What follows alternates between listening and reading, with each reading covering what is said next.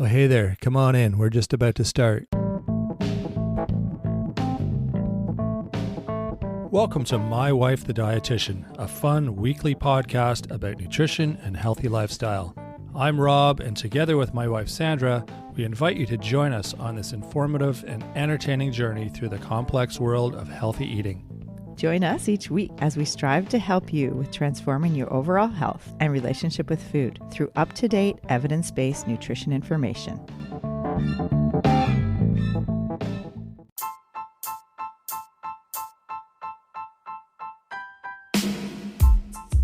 Do you struggle with starting new routines to improve your health?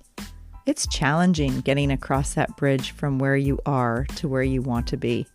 Listen in to our guest expert on positive approaches to health with dietitian Toni Toledo. What we do know is that it is not a straight line. It is not kind of like, A to B to C, and then, at Z, we're done, check out. Along the way, there are things that happen that are part of life, that habits fall apart, routines crumble, and we need to be ready to pick up, dust off, and move forward. Stay with us. Enjoying the show? You can help others find it and enjoy it too by giving us a 5-star rating or review. If you feel like reaching out to us with a question or comment, you can send us an email at mywifetherd@gmail.com. And don't forget to visit our website at mywifethedietitian.com, as well as our social media pages. We're on Facebook, Instagram, and YouTube. Enjoy the show.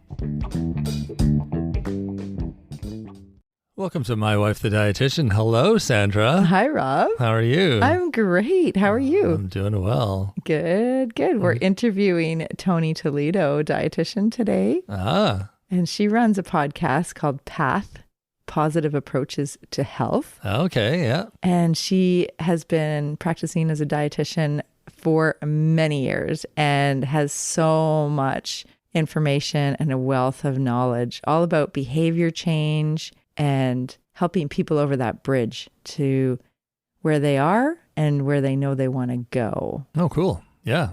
Well, that sounds like some pretty useful information for everybody in any situation, really, not just food and nutrition, but so many health goals, I guess, require that kind of, the things that Toni teaches. Yeah, the behavior change model. And it's hard to get into new routines, new daily habits that are positive for your health and help you get to where you want to go with your goals. And, with lifestyle, there's sleeping, there's exercise, there's diet, there's possible habits that you might want to reduce somehow to improve your health. Right. So this can apply to so many people in so many different situations. All of us, really. Yeah, for sure. Right on. Well, that'll be great to talk to her and hear everything that she has to say. So let's bring on Toni.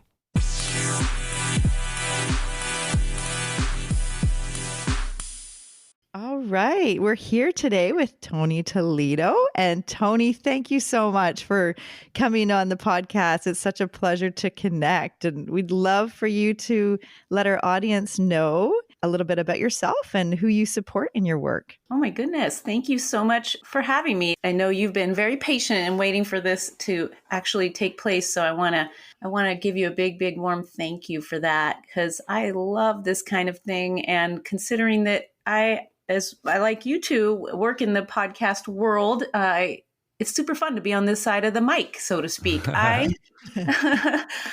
live in the San Francisco Bay Area of California, and I've been working in the field of nutrition and health promotion for like 33 years or something nuts like that. Wow. How is that possible? And I can't foresee, in fact, this is a tangent, but I live on a street where several of my friends that are my age are all retiring. And I'm like, how could we retire? Like, there's so much to do. Yes, that's right. How I feel. I totally feel the same way, Toni. Like, I definitely, when people say, oh, so when are you thinking of retiring? I'm like, what? I don't ever want to retire. I love what I do. So I love that you said that. How lucky are we? How lucky are we that we can say that? And I sometimes, truth be told, I don't even utter that out loud to most people except my, my collaboration conspirators, my friends I work with and colleagues, because I almost feel a little, it feels boastful almost to say that, but I'm super stoked that that's how I feel about our work and the endless possibilities of things to do in our field. So, and thinking about what I've done, I've kind of bounced around a whole lot. I've worked in public health a lot. I have done research. I worked at Stanford. I worked at the University of Minnesota. A lot of kind of boots on the ground, direct service type of work, which I also love because I'm a behavior change junkie and I love working face to face with clients. But I currently am an adjunct instructor at San Jose State, and I am a nutrition care manager for a medically tailored meals program called Teen Kitchen Project. And yeah, I went to school here in California at Cal Poly, San Luis Obispo, and my oldest is there in his senior year, which is nuts. I don't know how that's possible either.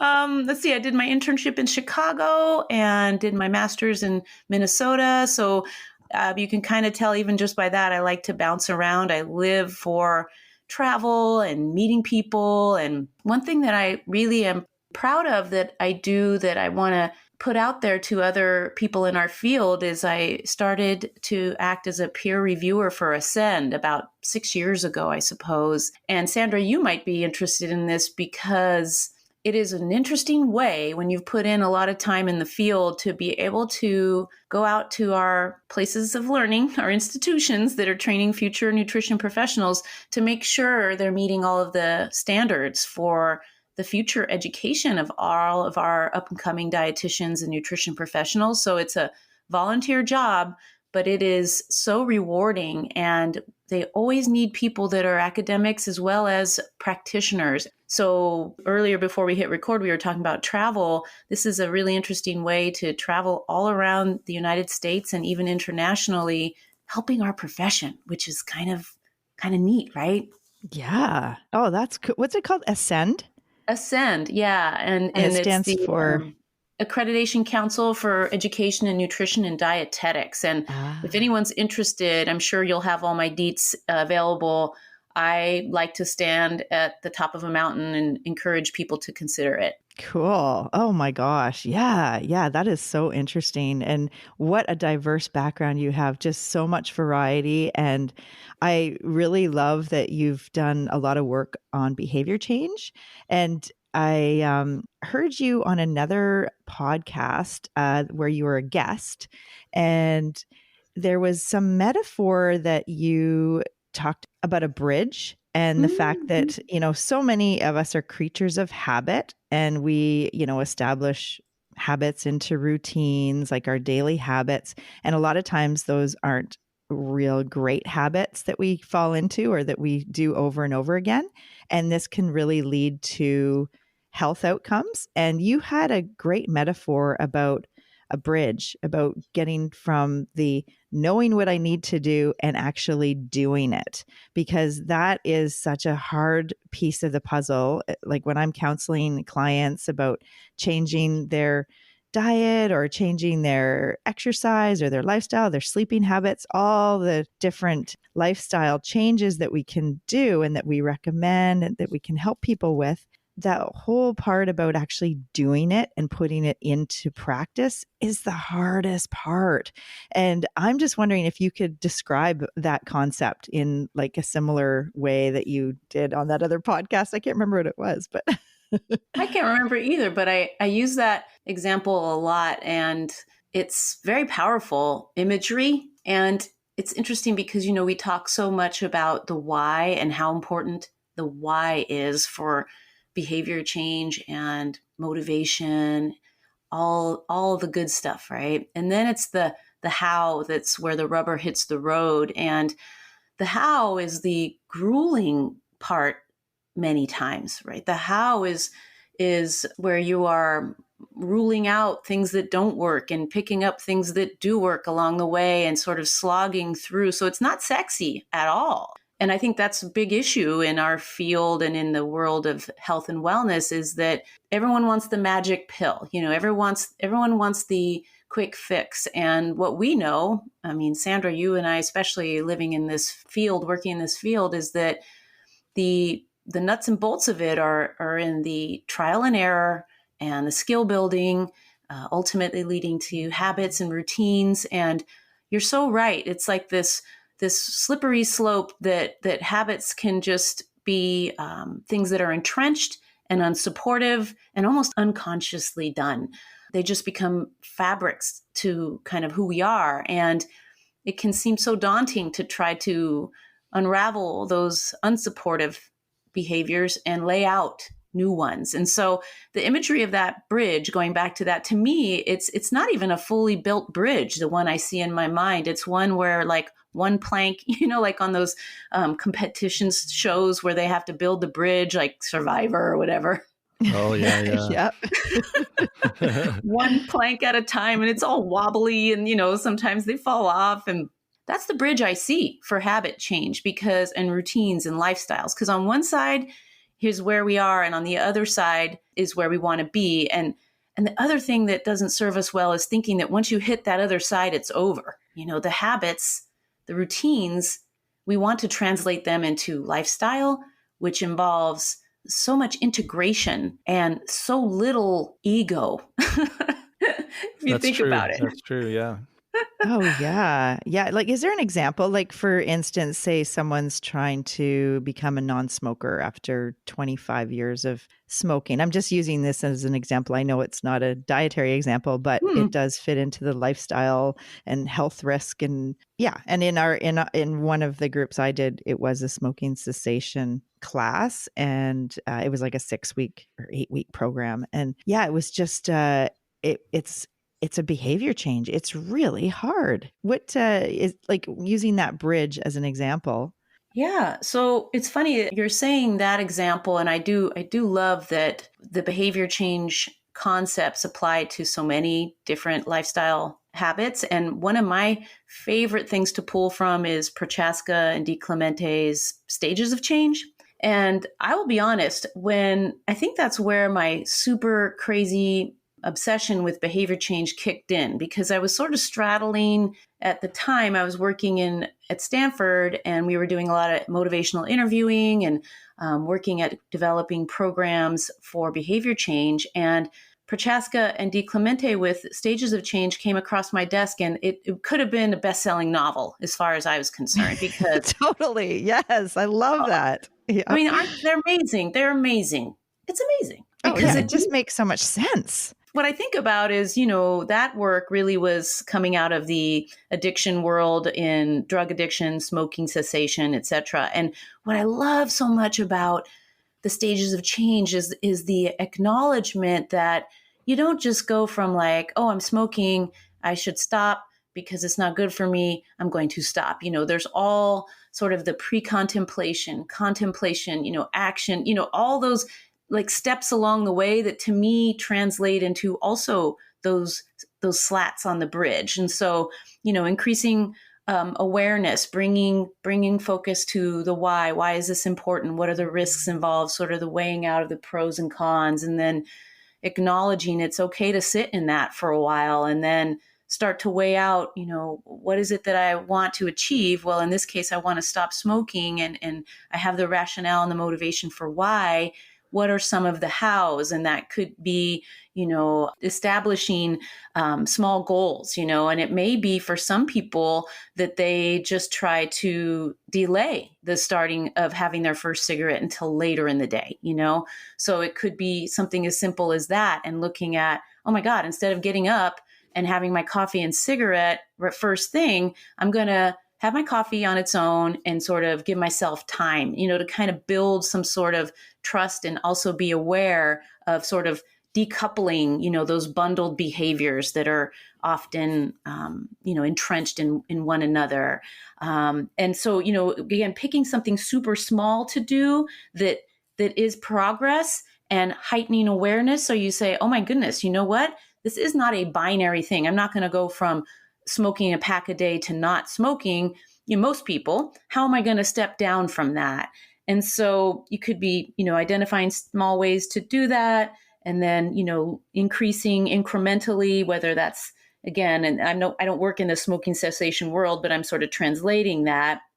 But if you were thinking about even like if that happened to be eating more fruits and vegetables, it could be something like, make sure I make a grocery list, and then I get to the grocery and I get those veg, and then I, work on starting to prep them more often. And then I, set some goals around one piece of veg at every meal. And then, so you're kind of building up as you go, but small incremental improvements, setting up an environment that supports that, and some infrastructure around that, and identifying habit loops and things like that. So kind of heightening awareness, utilizing different techniques, and being okay with saying, wow, that one wasn't so great for me. What's something else? So kind of constantly seeking other methods, approaches, tips, tactics, and building a toolkit. Because to me, the secret and the success lie in having a big toolkit of things to use for your health promotion that you can wield in different situations. I don't know if that makes sense, but that's kind of... That makes perfect sense. I'm thinking, I often say with teachers, their job is to teach people, obviously, right? Teaching their students. And if their students are like, oh, I don't get that, it's the teacher's job to pick another tool from their toolkit, like you were saying, to try to teach them in a different way, from a different perspective. And that analogy applies to so many different things in life. Like any problem that you're trying to solve, if step one or approach one doesn't work, then you don't give up. You don't say, oh, I guess I can't do it. You try something different, and you keep trying until something works, and eventually something will work. And then you've learned about all the things that don't work, and then that helps you move on when you try to have a different problem that you're solving in the future. So like you said, I think having that toolbox full of a variety of different tools is really helpful with these kind of problem solving issues. Yeah. And I think about, especially when I teach in groups, I one of the main things I try to lay out as a foundation is that, we may be 25 people. My Monday night group is about 20 people. And I invite them at the beginning of every session to just be all ears, all eyes, and open, because life is such that, Rob, you or Sandra might be dealing with something that seems so different than what I'm dealing with or trying to improve upon. And yet the elements are similar, and the tactics and the approaches can be very similar. Now they're custom because you're different people than I am, so they may manifest differently, but there's a lot to be learned from just even watching people move through their own habit formation, ups and downs, and the relapses. And, because that's the other thing for me. It's like, what we do know is that it is not a straight line. It is not kind of like, A to B to C, and then, at Z, we're done, check out. Along the way, there are things that happen that are part of life, that habits fall apart, routines crumble, and we need to be ready to pick up, dust off, and move forward. That's why earlier I said the ego piece, because along with, a solid ego, you've got grit, which plays a big part in this, as well as a sense of humor, right? Because truth be told, some of the stuff that happens to us, we're like, what? Oh my gosh, now I got to start here again. And it's that, we hear consistency always spoken about, and it is important. But I think more important is persistence, because, we may not be able to be consistent all the time, but persistence is the ability to pick up, dust off, or the willingness to dig deeper into that toolkit and maybe pick something that's at the bottom that you haven't ever used or used in a really long time to use with the situation that you are currently in to help you move forward, even if it's a half step forward. That momentum is critical when we think about behavior change, just that kind of wind at your back, even if it's a little, wisp. Exactly. Oh, yeah. Yeah, that totally makes sense. And the whole idea of like, when you are trying to figure out, like, you have to identify what's going on for yourself. It's kind of like when you're on a budget or you're watching your money, you actually start to track it. And that helps in the initial phases of behavior change, where you're actually like taking stock and saying, okay, what am I doing now? What do I want to change? And then from there, it's just a matter of like, the tracking is really helpful for the awareness, like you said, to bring it into the awareness and then to figure out, how do I set my goals? Like what's the next step? So as you said, it's like the messy middle, the how is the tricky part, right? Oh, 100%. 100%. And I really like what you're getting at, because I do think that the awareness, or we use on our podcast, we use the word connection a lot, the connection to yourself, and really being honest with what is working and where your struggles are, what are your weak spots, your blind sides, and acknowledging them, because in doing so, we're able to modify, plan for, preempt, fortify, whatever we need to do. But if we are blinders on, and I see this, I'm sure you have too, Sandra, with our field, people show up and they're like, Toni, tell me what to do. I'm like, I can't, that's not what this is about. First I need to know who you are in front of me, who you see yourself as, what are your strengths, what are the things you want to work on. And then let's try some stuff, because if you're not making the things that you incorporate into your life fit who you are and make them custom, and, again, that all requires awareness and connection. They can be flash in the pan behaviors that the minute things go a little sideways, they slide off like a Teflon pan. They're just gone. Right. Yeah. Totally. Yeah. Oh, yeah. Yeah. Like the whole idea of, could you please just like write me out a meal plan and then I'm good. Like I'll be set for life with a meal plan. It's like, and that kind of shows like why diets don't work, because they're just not sustainable. People don't live that way. People are creatures of habit. And to have a set plan, sure, that's fine in the short term, because you can follow that easily. You don't have to think about anything else. You just follow it.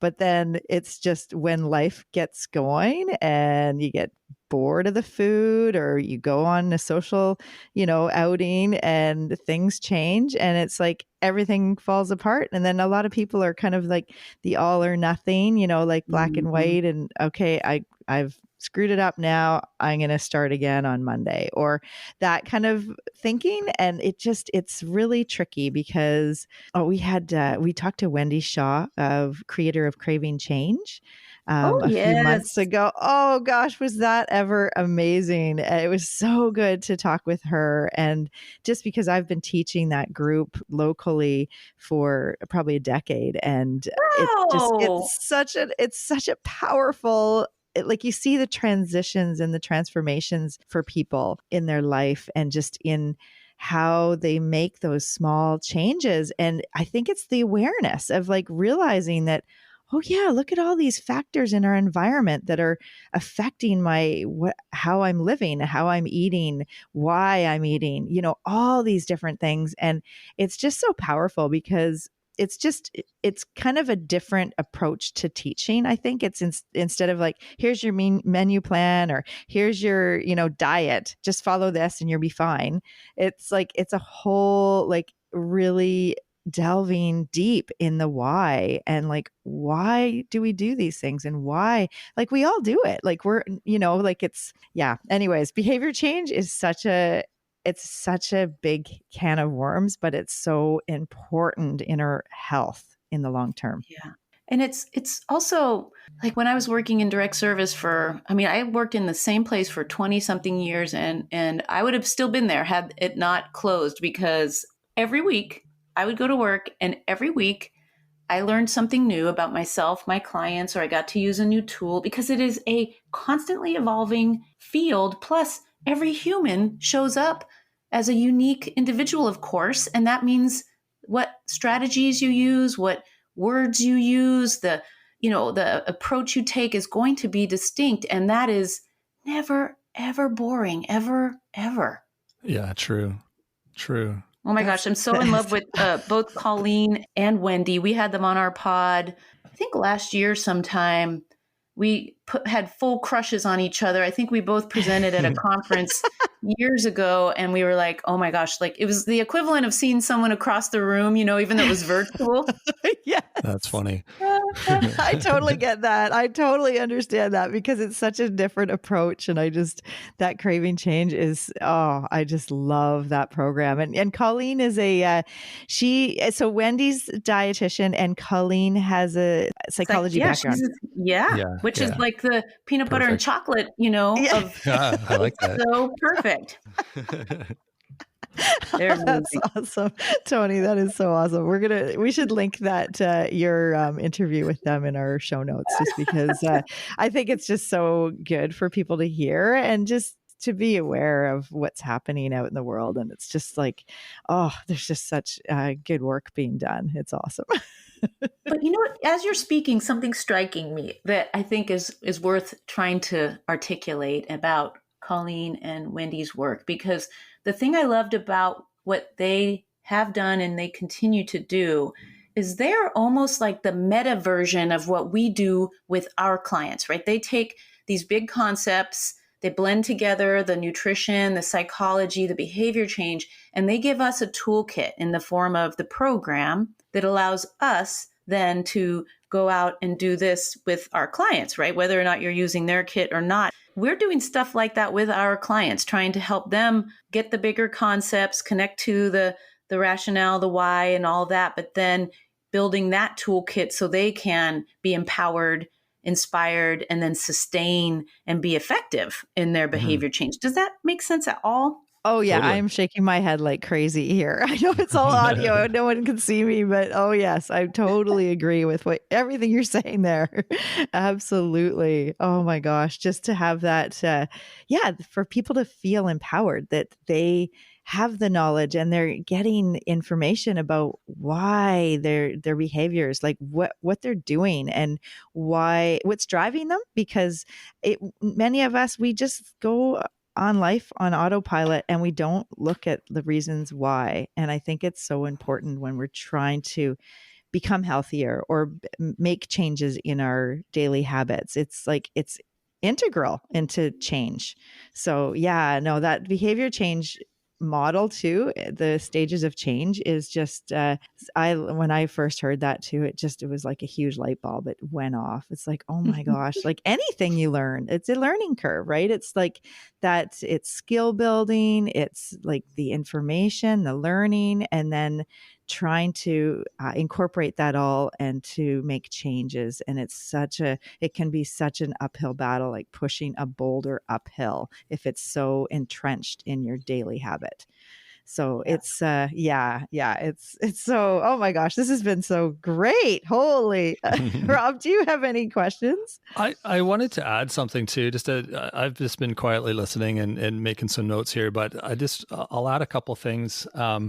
One is just, we need to be realistic. Anyone who's making change in their life or trying to accomplish a new goal, we need to be realistic. And I think we're living now with social media and the internet and all these visual sources of, the before and after pic. Instagram's famous for that now. Like you've got this like overweight person, and then the next picture is like they're all skinny and healthy, and it's like, okay, well, what happened in between? Like, where's the in between picture? It's not, people think that, I just do one thing and I can look like that. They don't show all the work that's been done. And so I think that's leading to, like you guys are saying, people coming in going, okay, I need this plan so I can achieve this goal or look this way or feel this way or whatever. It's we've been ingrained to think that it's an instant process, and it really isn't. And then the other thing I wanted to add too is when something I've done a lot in my life too is when I'm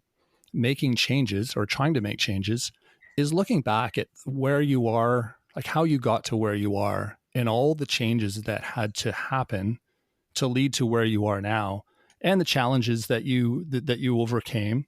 And it just helps you kind of realize that, it wasn't a straight road. Like you were saying, it's not a straight path. It's a total zigzag from A to B. And just realizing that, I think, can help people understand that, it's not going to be easy. It's not going to be a direct path. I'm going to be detoured from, who knows where. And that's okay. That will eventually lead me to where I want to be if I'm sort of following my gut, following my heart, following all the things that are pulling me forward. So No, yeah, it's there you super go. important. I think those are great add-ins, and I would see those two and raise you one more too that I think is really sort of helpful. And I think looking at the two of your names on my screen, I'd be remiss if I didn't say this. And that is that I think support and partners, buddies, what have you, can be critical, like the image of the road trip or your health journey. There will be times when, being a solo is part of it, but having company along the way, accountability, perspective. You mentioned perspective just now, Rob, but even just perspective overall. Like, I know that for many of my clients that sometimes when they're in the doldrums or they've had a setback, and I try to leave it up to my other classmates because they all know each other so well to offer up perspective for that client, because it's invaluable. And we're so quick to be, as you mentioned, binary, all in, all out, black or white. I'm either A plus plus or I'm a failure, right? And really, Yeah. we live in that middle zone, the gray. And it's sometimes we call our podcast a beautiful mess because we realized it is so beautiful, but it is often messy, but it is still something that we enjoy, that changed our lives. And for me, habit changes the same way. I mean, whether I'm dealing with injuries or we just got a puppy. So I went from like my, 5:30 run every morning. This is what I do, or, several days a week. I have my routine to, oh, okay, now we have a puppy. It's like having a newborn. So I had to get my sea legs with a new routine. And that was after years of having a steady, solid routine set up. So routines, are those regular ways we do things that are made up of different habits. And they have this really interesting interrelationship, but they often need to be treated with kid gloves. And we have to be patient, give ourselves grace, and allow for time on task and all of that, just like you would a friend as they were trying to change habits. And I think the last thing I wanted to mention too is that I try, because I love this area so much of behavior change, I try to just look through and listen to things with that filter on. And in doing so, I've received a lot of gifts in the form of support type of perspectives and ways of looking at behavior change from non-behavior change people. So like, for example, of course, I have out in front of me, I've got my desk with all this stuff laid out, but a couple of my favorite books, which I know you both know. And one of them is James Clear's Atomic Habits. Yep, I have that. Of course you do. And then actually we had a farm dinner at my Teen Kitchen Project. We have an annual farm dinner. And last year, Charles Duhigg was there, the author of The Power of Habit. And he is I love his work so much. And when he walked up to the reception table where I was checking people in, you would have thought it was Elvis, right? I was so excited. But his work is really, really important. I was so thrilled that this month's Journal of Academy of Nutrition and Dietetics on front page, Sandra, this is a big deal. Use of cognitive and behavioral strategies during a weight loss program. So, I mean, I haven't seen that front and center in a while, so it's exciting. But I mean, like Adam Grant's work, also supports behavior change in a lot of ways, even though he's looking at it from a workplace standpoint.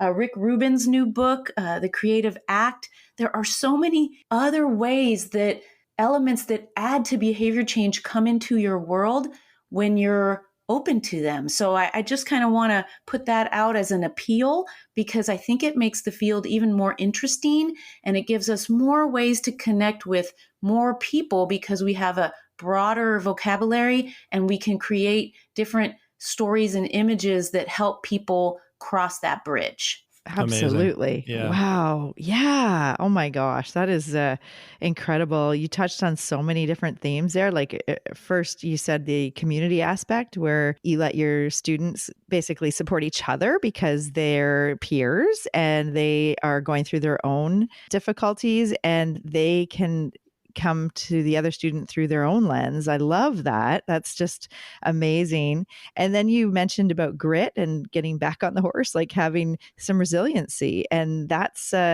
also something that people need to celebrate, like that type of, feeling that, okay, I can do this. I can do it. This is really hard. The messy middle is really hard, but you can do it. And it's not a straight line. And, things change and life gets in the way. You got a new puppy. You're not going to be doing your run every day anymore.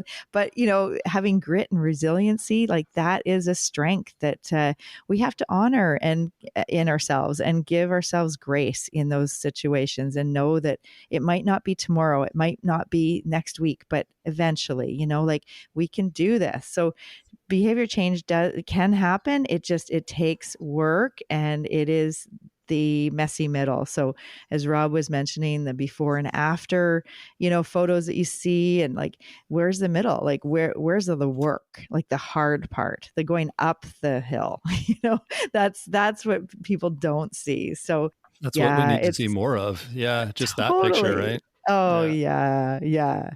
Oh my gosh. Wow. What an amazing talk. And we have a question that we ask all of our guests near the end of the show here. And I'm kind of thinking I might know what you say, because I've heard you mention this dish in other, but maybe it's different now. So when going to a potluck, what dish would you bring to share?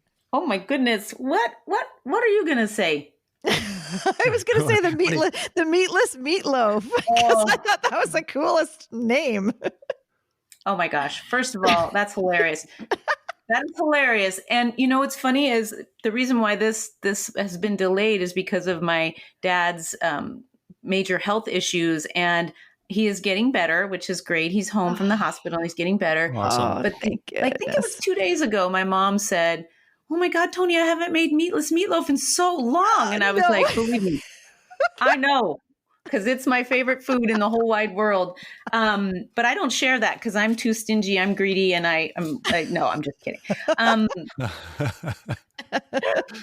It is amazing. If you guys ever come here, I'll make it for you. We'll have it. Yes, please. Well, okay, we'll Robert. Yeah, road trip. Yeah, for sure. California. Here we go. Oh God, it made me crave it. Right now I have to get back on task. What are we talking about? Okay. So I really like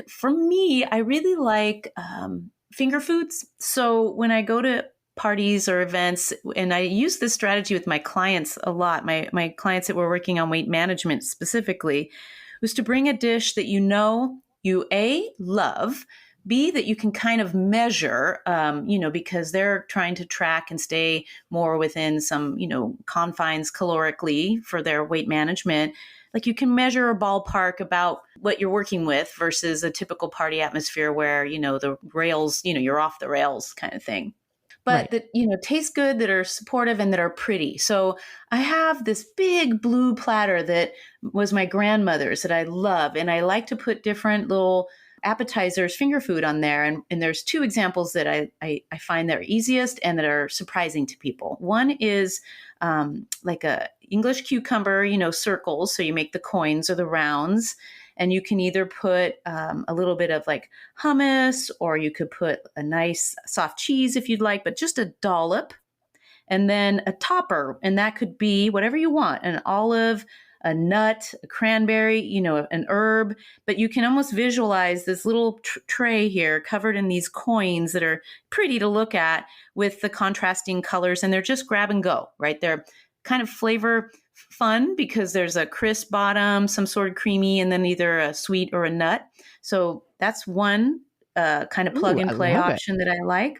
I just made pesto. So I'm just thinking I might do that. We have a ton of cucumbers, and then we have this homemade pesto. I might just put a little bit of pesto on it, and then an olive on. Oh, I love it. Great idea. Yes. That's perfect for sharing. Ooh, yes. I never thought of pesto. That's a great one. And the cucumbers, nice stands up to it because it's so simple. I like that. The other one that surprises people, and I sometimes have to nudge them to try it, are the persimmons, the hard persimmons, not those soft gloppy ones, but they're hard. They're like an apple, and they come around in the winter, and they're bright orange. And I slice them up, and I put a tiny dollop of like a Alouette or a Boursin cheese, like just, like the size of your pinky fingernail, very small, on top of that. And then a cranberry, or if you have like a fresh blueberry or a raisin, something to, again, just top it. And there's this blue platter, these orange cut up, nice crisp fruits, and then this little savory bite, and then a surprise on top. And once people try those, because I sometimes have to encourage them, it's lights out. They're on board. They're wondering where they are at the next party that I go to, because it's a surprise. That's awesome. That's so cool. The colors, that's like our logo, Rob, like the blue background and then the bright orange. Anyways, I love those colors together. That's funny. It reminds me that little combination. It reminds me of these little things I made for the kids when they were younger. I called them banana shooters because I thought that was fun adult kind of humor, right? But they were a slice of banana with some peanut butter and a chocolate chip and sometimes a raisin. And I'd just make a plate full of those and they'd be gone in seconds. And kids would come to our house that we've never met before, or for the first, we'd know them, come for the first time, and they'd be like, "Can we have banana shooters?" Like it's like legend at school that the kids talked about these awesome banana shooters, and they'd come and ask for them specifically. So yeah, they're a hit as well. That's hilarious. And I'm just picturing the playground and like the yard duty hearing, "Hey, did you try those shooters at the Gentleman?" Exactly. That was my thinking, right? The adults hear that. They'll be like, "What? Banana shooters? What do you mean you had banana shooters?" That's really awesome, you guys. Aw. Oh my gosh. That's so funny. Oh, well, thank you so much, Toni. This has been so fun. And what a great breath of fresh air just having you on here and chatting, and just all the wisdom that you have. It's just incredible. This has been awesome. Rob, do you have any other thoughts or any comments? No, just the same as Sandra said. I just appreciate you joining us today and sharing your thoughts and wisdom. And I'm sure everyone will appreciate what you had to say. So thank you. Well, you guys are a joy. And I do feel almost like I've been a guest in your home without the banana shooters, but almost as good. Yeah, without the cleanup either, because that's exactly always right. Yeah, that's a perfect way to do it. For sure. But this has been so much fun. I really appreciate it. And I just think it's so amazing that you work together on this. It's a beautiful project, and I've been honored to be a part of it. So thank you. No, thanks for joining us, and we'll definitely connect with you again in the future. Definitely. I'm definitely coming for that meatless meatloaf too. No doubt. I better get cooking. I better get started. That's right. Awesome. Thank you so much, Toni. We'll talk to you again. All right. Thank you. Wow. Wasn't that awesome? Yeah. She's a wealth of knowledge. Very scholarly sounding too. I don't know if you picked that up, but just sounded like she's been in a educational. Yeah. I enjoyed hearing that kind of perspective. Yeah, absolutely. It's probably part of her research background, and she's a professor who teaches. So yeah. Plus she's a clinical manager, and she works on the front line with people. So yeah, like great background. It's been a few years since I've been in school, but it sort of brought me back, just kind of like that, the language and the how things were being discussed is like, oh, this feels like school. I know. In a good way. Yeah, absolutely. A practical, like hands-on way. Yeah. Great information. Yeah. It was really good to talk with Toni, and we're going to put, there's going to be lots of information in the show notes to check out her own podcast, Path, the positive approaches to health. Yeah. It sounds like they've got a neat thing. Her and her podcast partner there, they're either traveling or they're doing like virtual traveling and doing different interviews with people. And I don't know, it sounded kind of like a neat concept. We'll have to dig into that a bit more. And it sounded fun. Yeah. It's really cool. It's they've been doing it for 5 years. Wow. Yeah. It's so good. Which is forever in the podcast world. That's long term. I get that. Yeah. That's a lot of work. 5 years. Holy. Yeah. They've made a lot of connections and collaborations, and it's so cool. Like all the work they're doing and helping people and the outreach. For sure. So what do we have coming up next? We're doing nutrition nuggets next on Wednesday, and we're going to actually address a listener question about healthy cookware. Yeah, it was more of a suggestion, actually. We've got a listener that's been with us since almost the beginning, and she contacted us and just said that, that she'd like a bit more information about that, and can we put something together? So we were glad to do that, and we encourage you all to do that. I know we mention it every week, but yeah, it's great for you to connect with us and get your questions answered, or just give us some ideas. We got lots, but it's always interesting to hear what you guys want to hear about too. So don't be afraid to shoot us an email or connect with us through our various social media pages where you can contact us. So I might as well give you the email address. I was just going to say, what's the email? Yeah, it's mywifetherd@gmail.com. That's the email. And you check out the website too. That's My Wife the Dietitian. Got lots of cool things coming up on the website on a regular basis. So that's a good one to check back on. It's becoming a wealth of information there. So good stuff there. And the social media too. I took a bit of a hiatus through the summer with posting, but we're back at it. Or we're going to be back at it a bit more often now. So there'll be new things popping up there fairly regularly as well. So check those out. We're on Facebook, Instagram, and YouTube. Awesome, Rob. Well, we'll talk again on Wednesday. Yeah. And you and I won't. We'll talk right after this as we live together. Exactly. All right. Well, thanks for coming out, everyone. We appreciate you guys listening every week. And we will be back Wednesday with our nutrition nuggets. So have a great week in the meantime. Thanks for joining us today on My Wife the Dietitian. If you like what you heard, don't be shy. Leave us a comment or review, and be sure to share our podcast with your friends. If you'd like to hear more, hit that subscribe button. You can also follow us on our social media pages for updates, episode trailers, and other odds and ends. For more info and links on what we discussed on today's episode, check the show notes. We'll be back next week with another informative and fun-filled episode.